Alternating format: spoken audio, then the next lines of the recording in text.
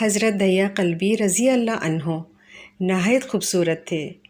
تفسیر نگار لکھتے ہیں کہ آپ کا حسن اس قدر تھا کہ عرب کی عورتیں دروازوں کے پیچھے کھڑے ہو کر یعنی چھپ کر حضرت دیا قلبی رضی اللہ عنہ کو دیکھا کرتی تھیں، لیکن اس وقت آپ مسلمان نہیں ہوئے تھے۔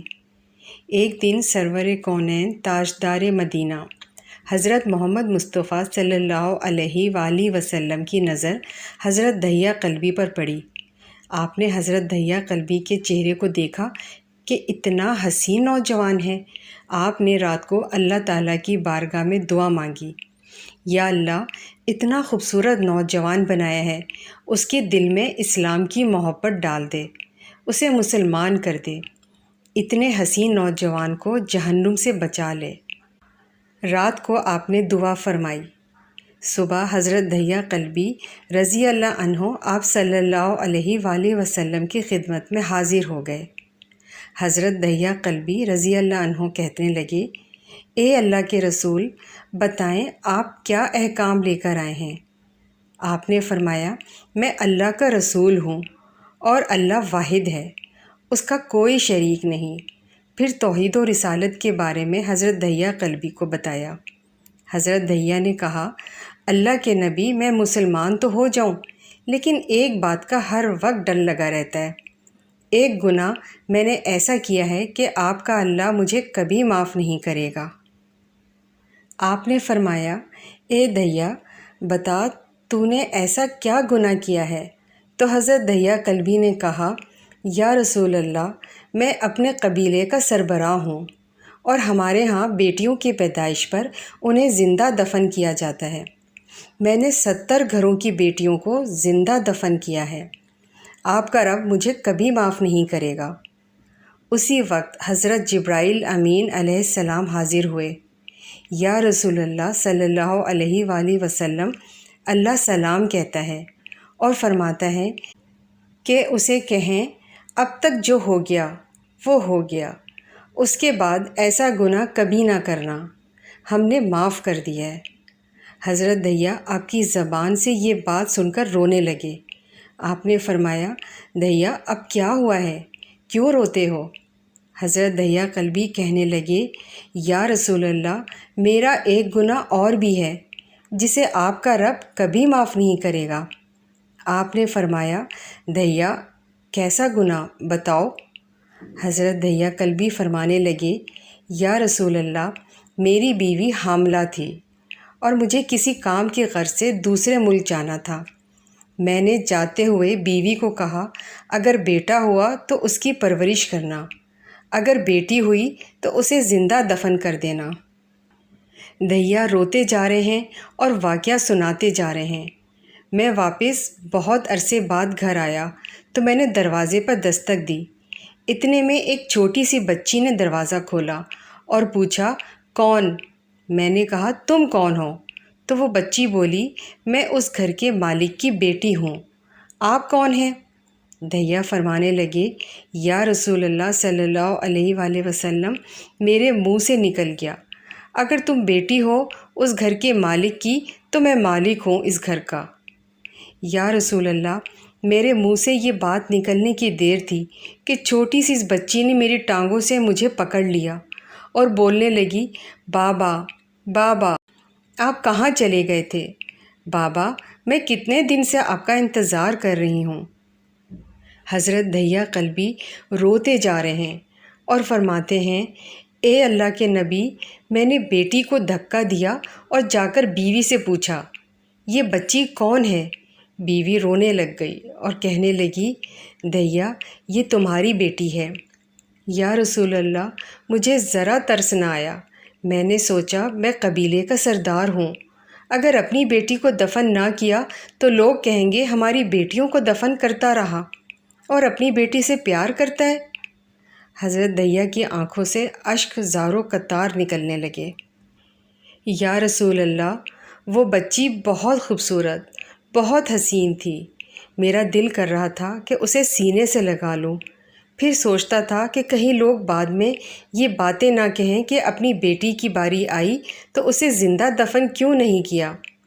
میں گھر سے بیٹی کو تیار کروا کر نکلا تو بیوی نے میرے پاؤں پکڑ لیے۔ دھیا اسے نہ مارنا، دھیا یہ تمہاری بیٹی ہے، ماں تو آخر ماں ہوتی ہے۔ میں نے بیوی کو پیچھے دھکا دیا اور بچی کو لے کر چل پڑا۔ رستے میں میری بیٹی نے کہا، بابا مجھے نانی کے گھر لے کر جا رہے ہو؟ بابا کیا مجھے کھلونے لے کر دینے جا رہے ہو؟ بابا ہم کہاں جا رہے ہیں؟ یا رسول اللہ، میں بچی کے سوالوں کا جواب ہی نہیں دیتا تھا۔ وہ پوچھتی جا رہی ہے، بابا کدھر چلے گئے تھے؟ کبھی میرا منہ چومتی ہے، کبھی بازو گردن کے گرد دے لیتی ہے، لیکن میں کچھ نہیں بولتا۔ ایک مقام پر جا کر میں نے اسے بٹھا دیا اور خود اس کی قبر کھودنے لگ گیا۔ آقا کریم صلی اللہ علیہ وآلہ وسلم دھیا کی زبان سے واقعہ سنتے جا رہے ہیں اور روتے جا رہے ہیں۔ میری بیٹی نے جب دیکھا کہ میرا باپ دھوپ میں سخت کام کر رہا ہے تو اٹھ کر میرے پاس آئی۔ اپنے گلے میں جو چھوٹا سا دوپٹہ تھا وہ اتار کر میرے چہرے سے ریت صاف کرتے ہوئے کہتی ہے، بابا دھوپ میں کیوں کام کر رہے ہو؟ چھاؤں میں آ جائیں۔ بابا یہ کیوں کھود رہے ہیں؟ بابا گرمی ہے، چھاؤں میں آ جائیں۔ اور ساتھ ساتھ میرا پسینہ اور مٹی صاف کرتی جا رہی ہے، لیکن مجھے ترس نہ آیا۔ آخر جب قبر کھود لی تو میری بیٹی پاس آئی۔ میں نے دھکا دے دیا، وہ قبر میں گر گئی اور میں ریت ڈالنے لگ گیا۔ بچی ریت میں سے روتی ہوئی اپنے چھوٹے چھوٹے ہاتھ میرے سامنے جوڑ کر کہنے لگی، بابا میں نہیں لیتی کھلونے، بابا میں نہیں جاتی نانی کے گھر، بابا میری شکل پسند نہیں آئی تو میں کبھی نہیں آتی آپ کے سامنے، بابا مجھے ایسے نہ ماریں۔ یا رسول اللہ صلی اللہ علیہ وآلہ وسلم، میں ریت ڈالتا گیا، مجھے اس کی باتیں سن کر بھی ترس نہیں آیا۔ میری بیٹی پر جب مٹی مکمل ہو گئی اور اس کا سر رہ گیا تو میری بیٹی نے میری طرف سے توجہ ختم کی اور بولی، اے میرے مالک، میں نے سنا ہے تیرا ایک نبی آئے گا جو بیٹیوں کو عزت دے گا، جو بیٹیوں کی عزت بچائے گا۔ اے اللہ وہ نبی بھیج دے، بیٹیاں مر رہی ہیں۔ پھر میں نے اسے ریت میں دفنا دیا۔ حضرت دھیا قلبی رضی اللہ عنہ واقعہ سناتے ہوئے انتہائی روئے۔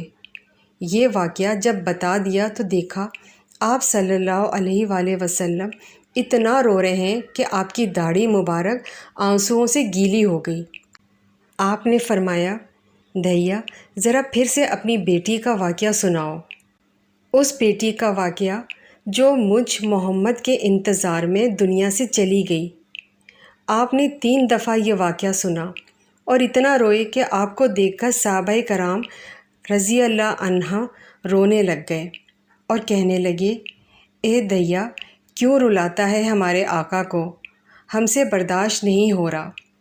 آپ نے حضرت دھیا سے 3 بار واقعہ سنا تو حضرت دھیا کی رو رو کر کوئی حالت نہ رہی۔